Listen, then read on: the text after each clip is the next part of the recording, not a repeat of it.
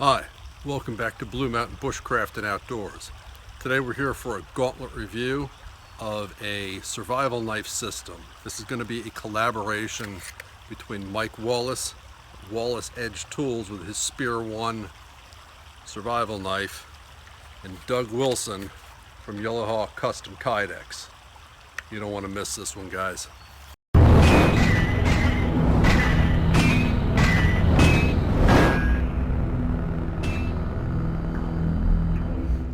Okay, so like I said, this is a collaboration between Mike Wallace and Doug Wilson. And what you're getting here is a package deal. Not only are you getting a nice sizable survival knife with a lot of pretty nice options on it, but you're also getting a very high quality custom sheath system. So let's take this over to the stump. I'll put it down, you can get some close-up looks at it. We'll put it to use and see what you think. Okay, so let's start off by breaking this system down. We'll take a look at the knife first. So again, this is made by Mike Wallace at Wallace Edge Tools. He's based out of Pennsylvania and deals with primarily high-end crucible steels. This particular knife is made out of CPM 3V. It has a 5.5-inch blade and just a little over a 5.5-inch what he's calling a drop handle, giving this knife an overall length of 11 1/8 inches. It has a full flat grind, and as I got it, it's about a 25-degree edge angle. It has some jimping up here on the top, which is aggressive enough when you push your finger into it, but not overly aggressive that it's really going to wear your thumb out in use. It has a very sharp 90-degree spine for striking sparks off of a ferro rod or scraping and processing natural materials. The blade thickness is 3/16 of an inch, and the overall weight on this system, not including the little lanyard there, is 12 ounces. Now, while the knife design itself is fairly standard, there's not too many surprises here. Where things get interesting with this blade design is back here on the handle, and you can probably pick out a few striking things right off the bat. So Mike Wallace calls this design a drop handle, and you can see why. The spine of the blade comes back pretty much straight to about here, and then it drops off at an angle. And what this is supposed to do is to give you some added leverage and mechanical advantage when using the knife blade. The scales on this particular model are black G10. Mr. Wallace has a full array of color options available. It is held in place by these copper tube rivets. So you can see here, they run all the way through. So if you want to lash this to something, you certainly can do that. But they're made out of copper, which is something you don't see too often, and I find it very visually appealing and striking. I really like this feature a lot. Moving up into this middle rivet, you see what Mr. Wallace calls his pyro plug. This is simply a dished out piece of copper that has been inset and affixed into the handle with another copper tube rivet, and this is there to be a bearing block for your bow drill. Back here you've got the Wallace Edge Tools medallion, very cool, and here at the back you've got an exposed tang on the pommel. I'll give you some close-ups of the profile.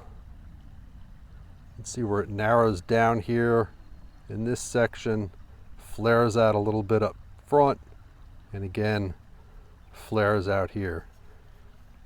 You can see, I don't know how well this is going to come through, but there is some pretty nice texture. It's borderline smooth, but it's enough to really solidify your grip.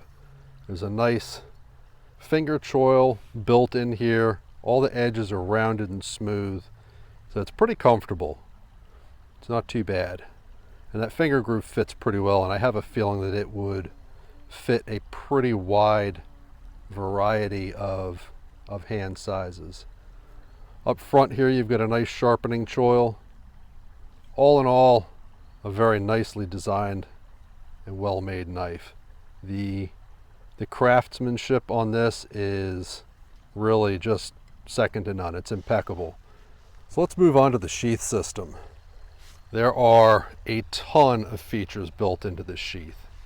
At the base, what you have is one of Yellowhawk Custom's tabby danglers.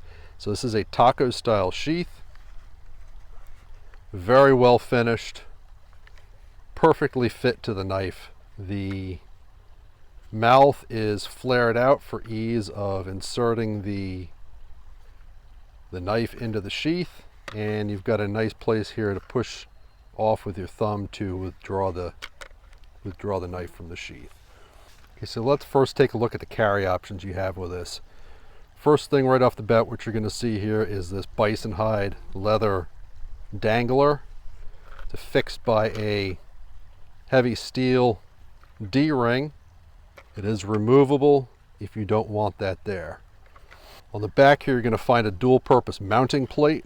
Not only does it give you some offset for the tech lock should you decide to wear this cross draw or scout style, but it also serves to retain the diamond sharpening rod that is included with this system. On the front face of the sheath system is this offset piece here. You can see that it is spaced out from the face of the main body of the sheath by these big rubber washers, and this is there to hold your 1/2 inch ferro rod. So on the back of the sheath here, you're going to see this piece here, and what this does is this retains a small live fire sport, and this rounds out your fire option. You've got the ferro rod, and now you've got something readily available to strike into fire. This retainer is pretty cool. You can see that it's molded here in the back. It's got a place for your thumb to push it out, and it's also very gently molded up front. Not to the point where it is difficult to reinsert the live fire, but enough to keep it from coming out. Now, early on in the testing phase, some suggestions were brought out to be able to use this bow drill bearing block, the pyro plug, while the knife is in the sheath. The first sheath, this piece was extended up just a little bit farther. So I sent it back to Doug. Doug made some modifications to this, and we should be able to use this without pulling the dangler off, but I'm not entirely sure. If there isn't enough clearance, all you need to do is pull this tab off, and you'll be able to use the bearing block without taking the knife out of the sheath, which has advantages for safety because you're not going to have that raw edge waving out in the wind while you're working your bow drill. So this is what the system looks like when it's used in the dangler mode.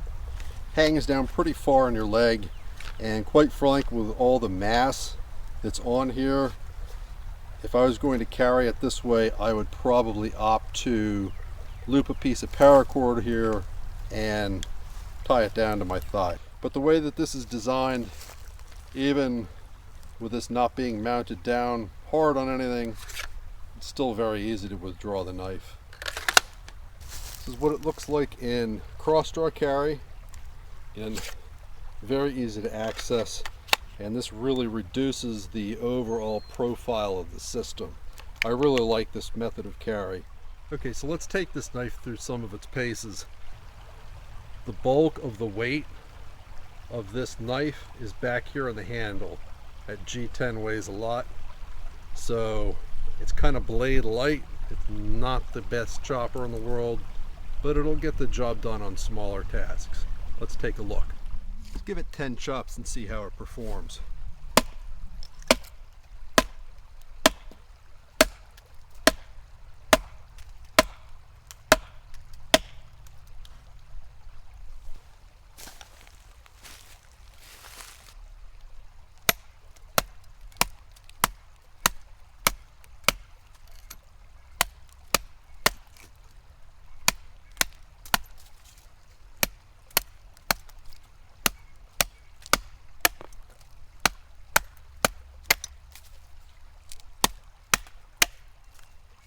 Let's try some batoning. This is very hard, very seasoned wood.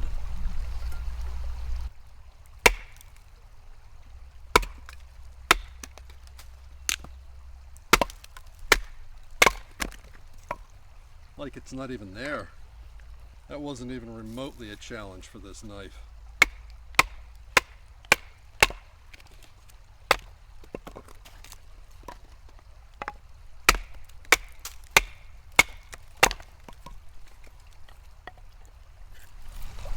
See how it does feathering.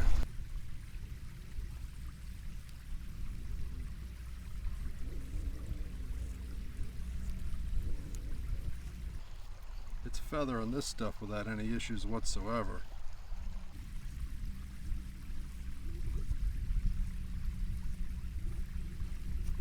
I wouldn't consider this a large knife, more of a mid-size, but for a knife of its size, it's quite controllable. Now you can keep going with that. Not too shabby. Let's check out that spine a while. Doug does a pretty nice job with this and puts this plastic clip on here to retain the shock cord, which is a nice feature. When you're trying to take it off, it gives you something to hold on to. I like that.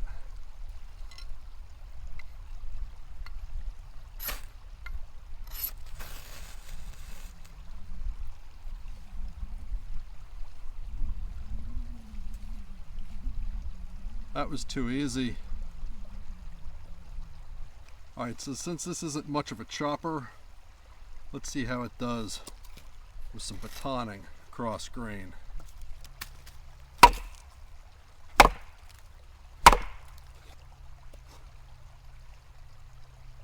That's got some good bite to it.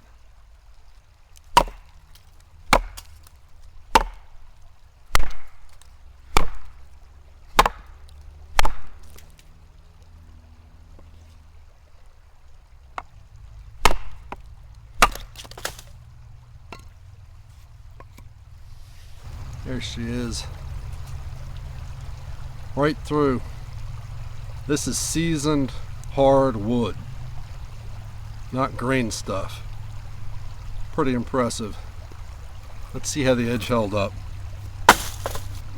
No burrs, there's no rolls, there's no dents, there's no dings. The edge is perfect. It looks all right after all that. Well, it's still feather.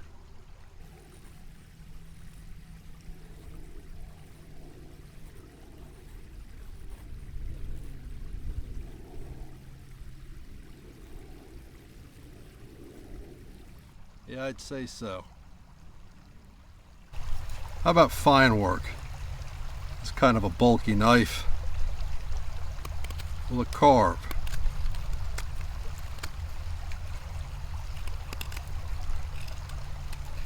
Typically, on my knives, I like a 20-degree angle on this type of a grind.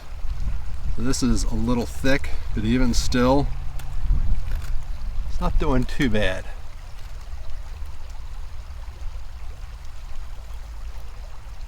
Decent push cut. It's that full flat grind. It does pretty well.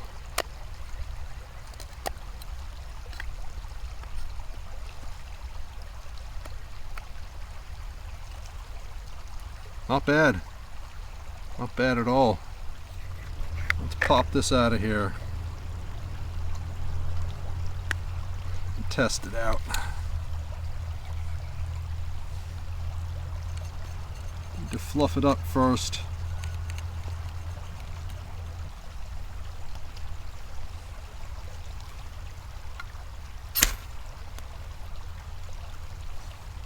Simple as that.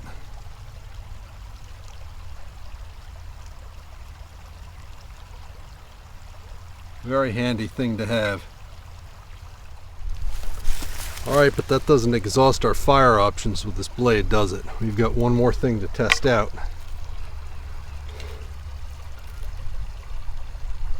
Bow drill time. Okay, so let's see how the pyro plug does inside the sheath.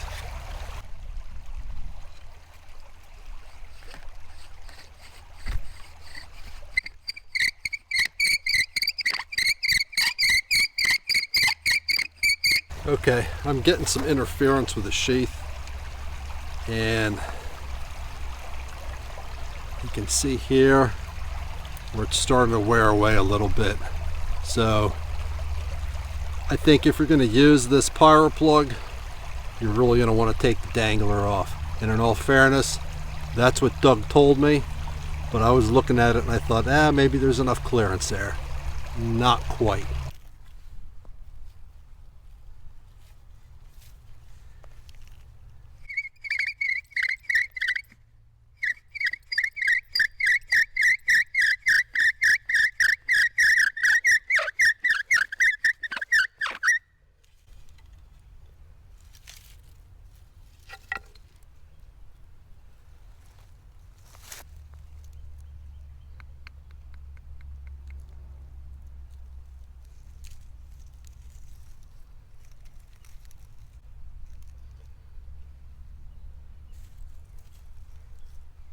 Awesome. Okay, one thing to say while this coal is establishing itself, the pyro plug works beautifully. It done me, wasn't really thinking, and it's a solid piece of metal running all the way through. So as that's heating up, it really heats up on your hand. You need some sort of insulation, glove or piece of grass or something in between your hand and that copper rivet.